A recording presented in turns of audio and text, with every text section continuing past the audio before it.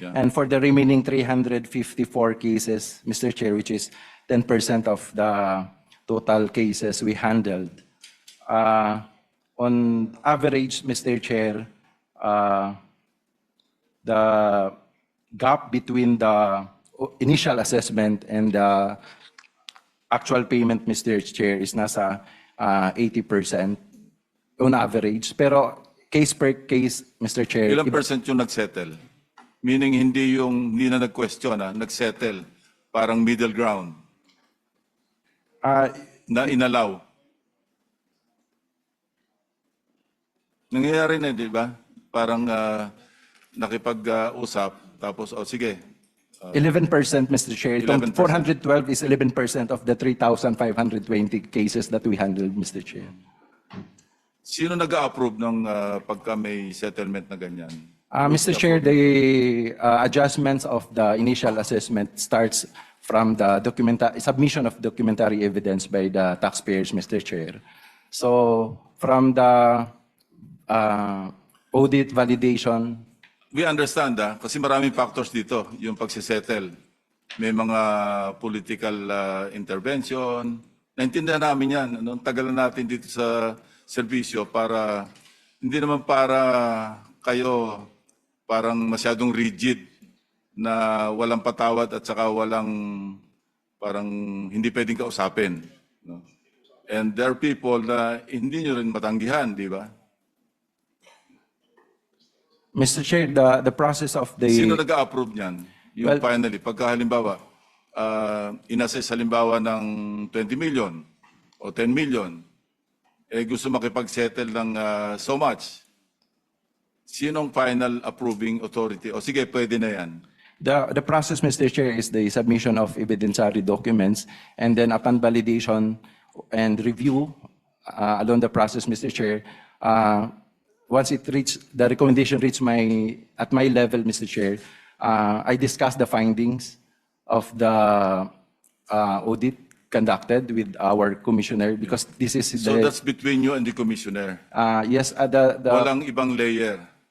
You report directly to the commissioner? Yes, Mr. Chair, on the recommendation of the... Yeah, I know. Yeah. Commissioner, meron bang insidente na nauwi sa zero pag may nakikiusap? Wala naman. Mr. Chair, wala naman po. In fact, makikita naman po natin na maganda yung collections from the Run After Fake Transactions program. Yeah. On the average, almost 20 million per case ang nakolekta po natin. Compared with sa mga usual na regular LOA, ang average po niyan, mga wala pang 1 million ang collection per LOA. Ito pong sa RAFTA, more than almost 20 million per LOA ang nakolekta po natin. Erwin. May question lang po ako both for former Commissioner Lumagi at Commissioner Mendoza. Noong panahon ho ninyo, I'm sure may mga businesses na, o ba't maliit ang binayad mo? Kasi boss, sasabihin niya doon sa auditor, palugi ho kami. Ano hong actions ang taken, ginagawa po ninyo pag sinabi niya, palugi po ako, as a matter of fact, magde-declare na po ako ng bankruptcy kasi ito na lang po talaga ang sales ko. What do you do with that?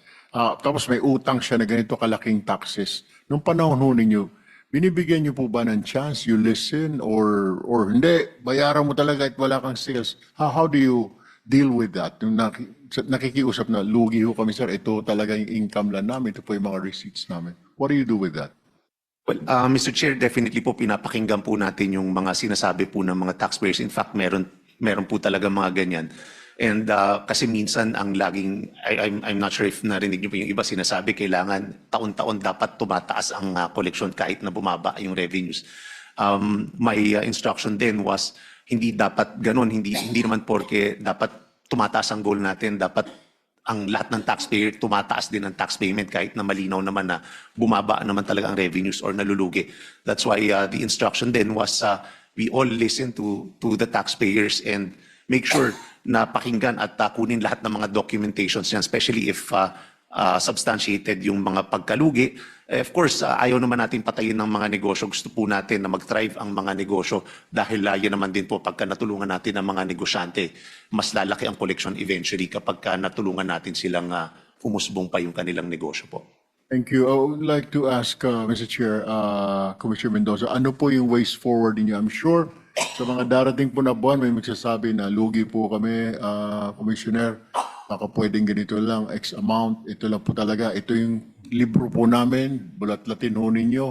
Makikita ho ninyo na we're losing. So how do you deal with that? Yeah, Mr. Chair, ang mandato po ng Bureau of Internal Revenue ay mangolekta ng buwis efficiently but fairly.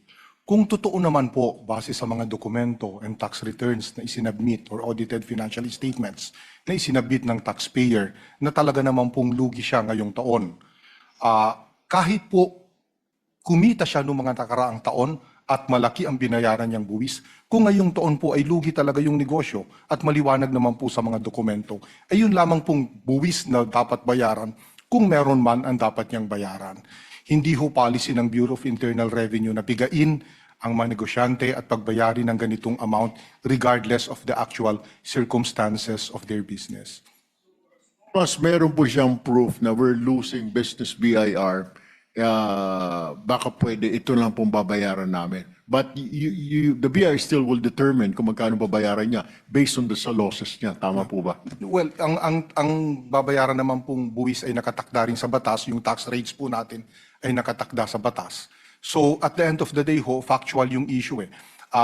Magkano ba talaga ang kinita mo or magkano ba talaga ang losses mo? Kung totoo po na may losses ka or kung totoo na ito lamang ang kinita mo, ang dapat mong bayarang buwis ay katumbas lamang ng buwis na dapat bayaran sa actual na kinita mo. Regardless kung nung mga nakaraang taon ay malaki ang kinita mo at malaki ang buwis na ibinayad mo. Thank you, Mr. Chair. That's all for me. Okay, JB. That's all, Mr. Chair. The reforms no, that were presented by the BIR now, at least kahit pa paano, we'd like to appreciate, we thank them also no, as a result of our Blue Ribbon Committee, the first Blue Ribbon Committee hearing, nagkaroon na ng resulta. No? Hopefully, this will really improve. Thank you, Mr. Chair. Yeah, as a parting shot, gusto ko lang ulitin, reiterate yung sinabi ko kanina. Hindi natanong yung iba rito, pero ito yung aking message. Before you start thinking of doing something foolish, just imagine yourselves, or yourself, wearing the yellow uniform na may malaking PDL, person deprived of liberty. Kasi alam nyo, pag capital punishment, pag umabot sa plunder, ang prescription niyan 20 years. So even yung ginawa mo 3 years ago, 5 years ago, 10 years ago, pag nabulat-lat yan, baka merong pagkalagyan. So yun lang, and I hope you can re-echo this to your personnel in the field. Na yun lang, I think that's a very good deterrent because mabivisualize mo eh. Somebody wearing a yellow uniform mingled or commingled with the ordinary prisoners, or detention prisoners, yung persons deprived of liberty. Pag may gagawin tayong kalokohan at yun ang inimagine natin, mapapa-hold back tayo sigurado. So anyway, good luck and congratulations. And sabi nga, ano bang movie ba yan? Yung Lord of the Rings, May the Force be with you. Thank you very much. Maraming salamat po, Mr. Chair. Star Wars.